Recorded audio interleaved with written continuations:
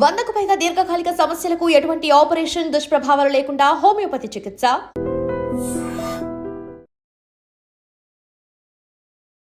Welcome to iDream media. So జనరల్గా lung cancer ఇబ్బంది పెడుతూ ఉంటుంది. అయితే లంగ్ క్యాన్సర్ అనేది చాలా రోజుల వరకు బయటపడదు, లక్షణాలు ఏమీ తెలియవని చెప్తూ ఉంటారు. అయితే లంగ్ క్యాన్సర్ అనేది ఎందుకు వస్తుంది, రాకుండా జాగ్రత్తలు ఏం తీసుకోవాలి, క్యాన్సర్ వచ్చింది, లంగ్లో క్యాన్సర్ వచ్చిందంటే మనం ఎట్లా గుర్తించాలి, సో స్పెసిఫిక్ సిమ్టమ్స్ ఏమైనా ఉంటాయా, దీనికి ఉన్న ట్రీట్మెంట్ ఏంటి, వివరాలు తెలుసుకుందాం. మనతో పాటు ప్రముఖ పల్మనాలజిస్ట్ డాక్టర్ గోగినేని రత్నాకర్ రావు గారు ఉన్నారు from Apollo hospitals, Jubilee hills. Doctor గారు నమస్తే అండి. నమస్తే మేడం. డాక్టర్ గారు, జనరల్గా లంగ్ క్యాన్సర్ అంటే లంగ్ క్యాన్సర్ అసలు రావడానికి ముఖ్యమైన కారణం ఏంటి? లంగ్ క్యాన్సర్ మనకి సాధారణంగా పెద్దవారిలో వస్తుందండి, దట్టు మగవాళ్ళలో ఎక్కువ ఉంటుంది. ప్రధానంగా మనకి రిస్క్ ఫ్యాక్టర్స్ అంటారు, అవకాశం ఎందులో వస్తుందంటే స్మోకింగ్ చేసేవాళ్ళలో, తర్వాత ఎయిర్ పొల్యూషన్ ఎస్పెషల్లీ PM 2.5 పార్టికల్స్కి ఎక్స్పోజ్ అయిన వాళ్ళలోను, ఏదైనా రేడియేషన్కి ఎక్స్పోజ్ అవుతారు కొన్ని వృత్తులు, సపోజ్ ఎక్స్రే టెక్నీషియన్స్ కానీ ఎక్కడైతే రేడియేషన్ ఎక్కువ ఎక్స్పోజ్ అవుతుందో వాళ్ళకి, ఆ తర్వాత కొంత రేడాన్ ఆర్ రేడియేషన్ ఎక్స్పోజర్ ఉన్న వాళ్ళకి ఎక్కువ వచ్చే అవకాశం ఉంటుంది. కొన్ని లంగ్ డిసీజెస్ అంటే ILD కానీ COPD వీళ్ళలో కూడా రిస్క్ ఫ్యాక్టర్ ఎక్కువ ఉంటుంది లంగ్ క్యాన్సర్ రావడానికి. ఓకే, లంగ్ క్యాన్సర్ వచ్చింది అంటే లక్షణాలు ఎట్లా ఉంటాయి? సాధారణంగా ఛాతి నొప్పి, దగ్గు, ఆయాసం, ఒక్కోసారి దగ్గినప్పుడు రక్తం పడడం, ఇవి 4 ప్రధానమైన లక్షణాలు. అంటే డాక్టర్ గారు, ఇప్పుడు లంగ్ క్యాన్సర్ రాగానే ఈ లక్షణాలు కనిపిస్తాయా, స్టేజ్ మారే కొద్దీ ఈ లక్షణాలు కనిపిస్తాయా? సాధారణంగా మనకి ఈ లక్షణాలు స్టేజ్ 3, స్టేజ్ 4లో తెలుస్తాయి. 90-80% ఆఫ్ కేసెస్లో అడ్వాన్స్డ్ స్టేజ్ 4లోనే మనకి లక్షణాలు బయటపడుతుంటాయి. మనకి స్టేజ్ 1, స్టేజ్ 2 లక్షణాలు బయటపడే అవకాశం తక్కువ, 10-15% ఉంటాయి. సాధారణంగా మన దగ్గర సిటీ స్కాన్ స్క్రీనింగ్ తర్వాత ఇవి తక్కువ శాతం చేసేది, అందువల్ల అవి ఎర్లీగా పికప్ అవ్వదు. సో మనకి లక్షణాలు ఉన్నప్పుడే డాక్టర్ గారిని కన్సల్ట్ చేస్తాం. డాక్టర్ గారు ఏమన్నా సిటీ స్కాన్ కానీ ఎక్స్రే కానీ అడ్వైజ్ చేసినప్పుడు దాంట్లో బయటపడుతుంది. ఓకే, అయితే డాక్టర్ గారు, ఇప్పుడు లంగ్స్ హెల్దీగా ఉన్నాయో లేదో తెలుసుకోవాలంటే స్క్రీనింగ్ అనేది ఖచ్చితంగా ఇంపార్టెంటా, లేదంటే జనరల్గా ఏదైనా టెస్ట్లు ఎక్స్రేలు ఉంటాయా? లేదు మేడం, అంటే స్క్రీనింగ్ ఎవరికి చేస్తామంటే పర్టికులర్గా రిస్క్ ఫ్యాక్టర్స్ ఎక్కువ ఉన్న వాళ్ళకి, మీకు చెప్పినట్లుగా ఇంతాక మేల్స్కి 65 ఇయర్స్ దాటి ఉండి స్మోకింగ్ 20 ప్యాక్ ఇయర్స్ అంటారు, సో 20 ప్యాక్ ఇయర్స్ కంటే ఎక్కువ స్మోకింగ్ హిస్టరీ ఉన్న వాళ్ళకి సాధారణంగా స్క్రీనింగ్ చేస్తాం. లోడోస్ స్క్రీనింగ్, సిటీ స్క్రీనింగ్ అంటాము. లోడోస్ సిటీ స్క్రీనింగ్లో ఏదన్నా దాంట్లో అబ్నార్మాలిటీస్ అంటే నాడ్యూల్స్ అంటారు, అవి బయటపడ్డప్పుడు సైజును బట్టి మళ్ళా రిపీట్ స్కానింగ్ ఎప్పుడు చేయాలనేది అడ్వైస్ చేస్తాం. సో వన్స్ రిపీట్ స్కానింగ్ చేసి అవి సైజ్ పెరుగుతున్నాయి అని తెలిసినప్పుడు కానీ, లేకపోతే మొట్టమొదటి స్కాన్లోనే సైజు పెద్దదిగా ఉన్నప్పుడు కానీ దాన్ని బయాప్సీ టెస్ట్కి వెళ్తాం. వెళ్ళిన తర్వాత మనకి అసలు ఇది ఏ టైప్ ఆఫ్ క్యాన్సర్ అనేది మనకు తెలుస్తుంది. వన్స్ తెలిసిన తర్వాత దానికి స్టేజింగ్కి వెళ్తాం. ఆ స్టేజింగ్కి ఫర్దర్గా పెట్ సిటీ అంటారు, పెట్ సిటీకి వెళ్తాం. పెట్ సిటీలో ఉన్న అప్టేక్ని బట్టి మనకి సాధారణంగా స్టేజింగ్ నిర్ధారణ అవుతుంది. ఓకే, లంగ్ క్యాన్సర్ మహిళల్లో కూడా వస్తుందా? మహిళల్లో కూడా వస్తుంది, ఎస్పెషల్లీ సౌత్ ఈస్ట్ ఏషియన్లో ఎవరైతే స్మోకింగ్ చేస్తారో లేడీస్లో వాళ్ళకి ఎక్కువ వస్తానికి అవకాశం ఉంటుంది. ఓకే, ఇప్పుడు స్మోక్ చేసే వాళ్ళందరికీ క్యాన్సర్, ఈ లంగ్ క్యాన్సర్ వచ్చే అవకాశం అయితే ఎంత శాతం ఉంటుంది డాక్టర్ గారు? యూజువల్గా లంగ్ క్యాన్సర్ ఉన్న వాళ్ళలో మీరు తీసుకుంటే 80% స్మోకర్సే ఉంటారు.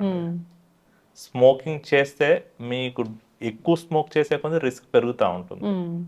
ఈవెన్ ఒకసారి బాగా హెవీగా స్మోక్ చేసి ఆపేసిన వాళ్ళలో కూడా రిస్క్ అయితే ఉంటుంది, బట్ పూర్తిగా అయితే పోదు. ఎక్కువ స్మోక్ చేసే కొంది ఎక్కువ రిస్క్ పెరుగుతుంటుంది. సాధారణంగా 4 రెట్ల కంటే ఎక్కువ అవకాశం ఉంటుంది. లంగ్స్ హెల్త్ బాగుందో లేదో తెలుసుకోవాలంటే ఇయర్లీ వన్స్ చెకప్ అనేది అవసరమా? Yearly once checkup. బేసిక్గా అది కూడా మనకి ఏదన్నా స్మోకింగ్ లేకపోతే ఎయిర్ పొల్యూషన్కి ఎక్కువ ఎక్స్పోజ్ అవ్వడం, లక్షణాలు ఏమన్నా ఉండడం, ఇవి ఉంటే స్క్రీనింగ్ చేసుకోవడం మంచిది. సాధారణంగా వయసు పెరిగే కొంది ఎప్పుడన్నా లక్షణాలు ఏదన్నా నడుస్తుంటే ఆయాసం రావడం, మెట్లు ఎక్కుతుంటే ఆయాసం రావడం ఉంటే మనకు ఒకసారి స్పైరోమెట్రీ అంటారు, పిఎఫ్టి స్కానింగ్.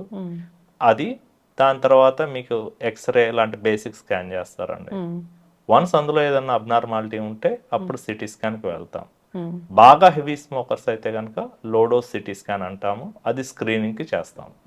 ఇప్పుడు క్యాన్సర్ కణితి, క్యాన్సర్ గడ్డ, ట్యూమర్ లంగ్లో పెరుగుతుంది అన్నప్పుడు అంటే దాన్ని పూర్తిగా తగ్గించడానికి ఛాన్స్ ఉంటుందా మరి? అది మనకి స్టేజ్ వెరైటీ మీద ఆధారపడి ఉంటుంది.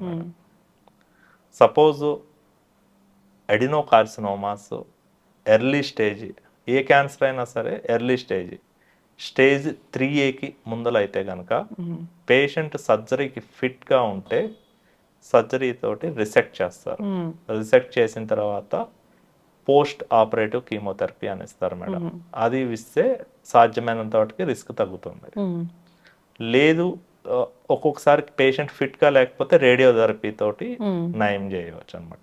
అంటే మనకి స్టేజ్ని బట్టి ఎర్లీ స్టేజెస్ అయితే క్యూరేటివ్ ఇంటెంట్ అంటాం, అంటే సాధ్యమైనంత వాటికి నిర్మూలించడానికే ప్రయత్నం చేస్తాం. సర్జరీ కానీ, రేడియేషన్ కానీ, అవసరమైతే కీమోథెరపీస్ కానీ.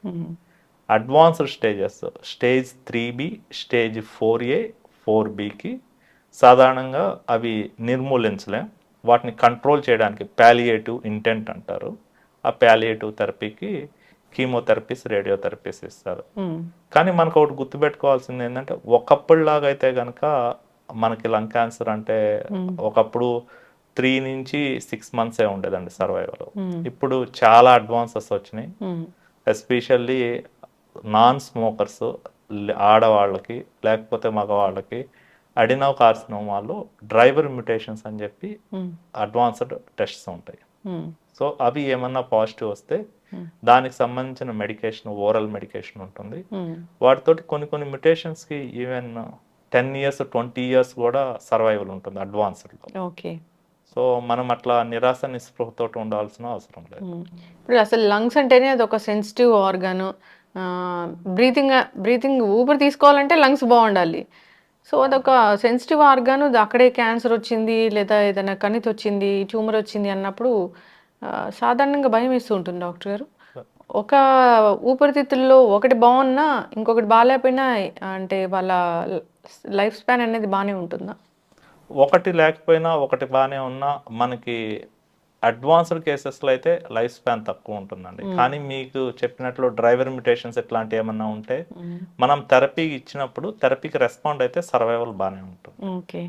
సో మనకి స్టేజింగ్ మరియు డ్రైవర్ మ్యుటేషన్ స్టేటస్ అంటారు అది.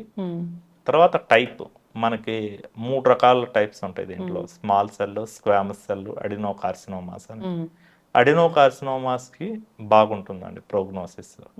అంటే మనకి దాంట్లో ఈవెన్ అడ్వాన్స్డ్ స్టేజ్లో ఉన్నా సరే ఏమన్నా డ్రైవర్ మ్యుటేషన్స్ వస్తే దానికి సంబంధించిన అప్రోప్రియేట్ టార్గెటెడ్ థెరపీ వాడుకుంటే మనకి సర్వైవల్ ఛాన్స్, అంటే బతికే అవకాశం చాలా ఎక్కువ ఉంటుంది. ఇప్పుడు చల్లటి ఏమైనా తీసుకుంటే ఈ లంగ్స్ మీద ఎఫెక్ట్ పడుతుందా డాక్టర్ గారు, చల్లటి ఆహారాలు తీసుకుంటే?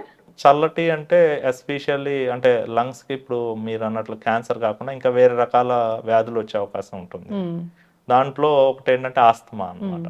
ఇట్లా ఆస్తమా కానీ సిఓపిడి అంటారు. ఈ 2 రకాల పేషెంట్స్కి ట్రిగ్గర్స్ ఉంటాయి. అంటే ఏదన్నా చల్ల పదార్థాలు కానీ, చలి వాతావరణంలో సాధారణంగా వైరస్ ఎఫెక్ట్ కావడం కానీ, లేకపోతే మనకి ఊపిరితిత్తులకి వెళ్ళే మార్గాన్ని ఎయిర్వేస్ అంటారు, అవి కాస్త హైపర్ రియాక్టివ్గా అవుతాయి.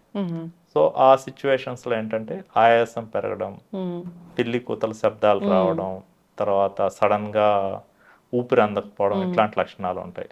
సో అలా ఆస్తమా, సిఓపిడి ఉండి వాళ్ళకి ట్రిగర్ అనేది కోల్డ్ తోటి అవుతుంటే వాళ్ళు నోటీస్ చేస్తే కనుక సాధ్యమైనంత వరకు వాటికి అవాయిడ్ చేయడం బెటర్.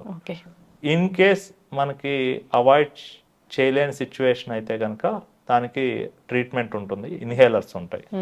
సో ఆ ఇన్హేలర్స్ యూస్ చేసుకొని మనం తీసుకోవచ్చు. ఇన్హేలర్ ఒకసారి వాడడం స్టార్ట్ చేస్తే జీవితాంతం వాడాల్సిందేనా? లేదండి, మనకి ఆస్తమా అనేది లైఫ్ లాంగ్ ఉండే డిసీజే కానీ ఇమ్యూనలాజికల్ డిసీజ్, ఇమ్యూన్ డిస్రెగ్యులేషన్ వలన వస్తుంది. సో ఒక్కొక్కళ్ళు ఒక్కో రకంగా ఉంటుంది. సో కొంతమందికి చిన్నప్పటి నుంచి ప్రతిరోజు ఉండొచ్చు, కొంతమందికి లైఫ్లో ఒక్కసారి వచ్చి తర్వాత అసలు ఎప్పుడు కనపడకపోవచ్చు, కొంతమందికి ప్రతి సీజన్, వింటర్ సీజన్ కానీ లేకపోతే వెదర్ చేంజ్ అయినప్పుడు రావచ్చు, కొంతమందికి ఓన్లీ అలర్జెన్ ఎక్స్పోజ్ అయితే రావచ్చు. సో దాన్ని హెట్రోజెనస్ డిసీజ్ అంటారు, అంటే ఒక్కొక్కళ్ళు ఒక్కో రకంగా లక్షణాలు ఉంటాయి.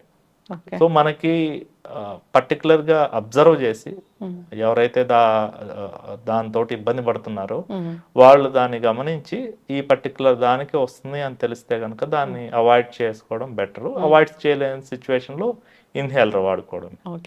సో పర్టికులర్గా ఈ ఇబ్బంది వచ్చినప్పుడు కంపల్సరీగా యూస్ చేయాల్సి ఉంటుంది. ఒక 5 జాగ్రత్తలు మీ లంగ్స్ హెల్దీగా ఉండాలన్నా, లేదంటే ఇలాంటి క్యాన్సర్స్ బారిన పడకూడదన్నా అంటే ఏం చెప్తారు డాక్టర్ గారు? ఫస్ట్ అండి, స్మోకింగ్. ఈవెన్ లంగ్ క్యాన్సరే కాదు, దగ్గరగా 20 రకాల క్యాన్సర్కి ప్రధానమైన రిస్క్ ఫ్యాక్టర్. మనకి చూసుకుంటే ఇండియాలో కామన్ క్యాన్సర్స్ అన్నిటికీ స్మోకింగ్ తోటి రిలేషన్ ఉంటుంది. సో ఫస్ట్ అసలు దాన్ని అవాయిడ్ చేయడం. యాక్టివ్ స్మోకింగే కాదు, ఎస్పెషల్లీ మన ఇంట్లో ఎవరన్నా పెద్దవాళ్ళు కానీ లేకపోతే హస్బెండ్స్ మగవారు కానీ స్మోకింగ్ చేస్తుంటే స్ట్రిక్ట్గా అవాయిడ్ చేయమండి. ఈవెన్ పబ్లిక్ ప్లేస్లో కూడా మనం అవాయిడ్ చేయమని. పొగ తాగే వాళ్ళకి కాదు, పక్కన కూడా వస్తుంది. పొగ తాగే వాళ్ళకి కాదు, ఎక్స్పోజర్ ఎక్కువ ఉంటే కనుక పక్కన వాళ్ళకి కూడా రిస్క్ ఉంటుంది. అందుకనే పబ్లిక్ ప్లేసెస్లో స్మోకింగ్ని బ్యాన్ చేయడం జరిగింది సుప్రీంకోర్టు వారు. ఓకే, అది ప్రధాన కారణం. రెండవది PM 2.5 ఎయిర్ పొల్యూషన్కి, దానికి సాధ్యమైనంతకి కొద్దిగా అవాయిడ్ చేయడం. అది ఎట్లా అసలు మనం మెజర్ చేస్తాము? అది ఎయిర్ డెన్సిటీ అంటారండి. సో యూజువల్గా ఏంటంటే హెవీ పొల్యూటెడ్ ఏరియాస్లో మనకి అవి PM 2.5 nitrogen oxide, industrial areas అట్లాంటి వాటికి ఎక్స్పోజర్ తగ్గించుకోవడం. ఇంకొక రిస్క్ ఫ్యాక్టర్ ఏంటంటే ఆల్రెడీ రేడియేషన్ ఎక్స్పోజర్ ఎక్కువ రిస్క్ ఉండే జాబ్స్ ఉన్న వాళ్ళకి, వాళ్ళు ఎక్స్రేస్ కానీ లేకపోతే ఇంకా అదర్ ఎక్విప్మెంట్లో రేడియేషన్ ఉంటుంది, వారు దాన్ని అవాయిడ్ చేయడానికి లెడ్ ఆప్రాన్స్ వేసుకోవడం, ఆ ప్రదేశాలకు దూరంగా ఉండడం, ఇట్లాంటివి చేయవచ్చు. ఓకే, సో ఈ జాగ్రత్తలు తీసుకుంటే కొంత వాటికి అవాయిడ్ చేయవచ్చు. ఇంకా కొన్ని COPD కానీ ILD పేషెంట్స్ కానీ కాస్త స్క్రీనింగ్ చేసుకుంటే మనకి స్మోకింగ్ ఎక్కువ ఉన్న వాళ్ళకి మనకి ఏదైనా ఎర్లీగా సమ్ సస్పీషియస్ నాడ్యూల్స్ ఏమన్నా సిటీ స్కాన్లో బయటపడితే వాటిని మనం శాంప్లింగ్ తీసుకుంటాం. శాంప్లింగ్ తీసుకుంటే మనకి ఎర్లీగా డిటెక్ట్ చేయొచ్చు. ఎర్లీగా డిటెక్ట్ చేస్తే మనకి ఏదన్నా కంప్లీట్గా నయం చేయడానికి సర్జరీ అవసరమైతే సర్జరీ, రేడియోథెరపీ అవసరమైతే రేడియోథెరపీ వాళ్ళు ఇచ్చిస్తాం. చక్కటి ఇన్ఫర్మేషన్ డాక్టర్ గారు. సో కాస్త ఇబ్బంది అనిపిస్తుంది, ఊపిరి తీసుకోలేకపోతున్నారు, ఆయాసంగా అనిపిస్తుంది, దగ్గు వస్తుంది, ఇలాంటి లక్షణాలు ఏం కనిపించినా ఒకసారి డాక్టర్ని సంప్రదిస్తే మేలు. లేదా అసలు లంగ్ హెల్త్ బాగుందో లేదో తెలుసుకోవాలన్నా ఇయర్లీ వన్స్ అయినా చెకప్స్ అనేవి ఉంటాయి కాబట్టి చెకప్స్ చేయించుకుంటే తెలిసిపోతుంది. ఈ మధ్య ఆల్కహాల్ అండ్ స్మోకింగ్ ఇలాంటి వాటికి దూరంగా ఉండడం మంచిదే. సో తగిన జాగ్రత్తలు తీసుకోవాలని కోరుకున్నాం డాక్టర్ గారు. చాలా చక్కటి ఇన్ఫర్మేషన్ అండి, ధన్యవాదాలు. నమస్తే అండి. And for more videos, please subscribe to iDream. Please subscribe to iDream. Please subscribe iDream. And please subscribe to iDream. For more videos, subscribe to iDream. please like, share and subscribe to the channel. Congratulations, iDream. Subscribe to iDream. Subscribe to iDream. So subscribe to iDream Media. iDream ki iDream team andarki huge congratulations. Please subscribe iDream Media. Please subscribe to iDream. Subscribe iDream. Please subscribe to iDream. iDream అంటే నా కళల channel subscribe చేసుకున్నారు, నోరు తిరుగుతలేదు, మీరైతే గంట గుర్తు కొట్టండి. For more such videos, please subscribe to iDream. Subscribe to iDream. Please subscribe to iDream. Please subscribe iDream Media. Please do subscribe to iDream. Please subscribe to iDream Media. For best entertainment and information, please subscribe iDream. And don't forget to subscribe to iDream.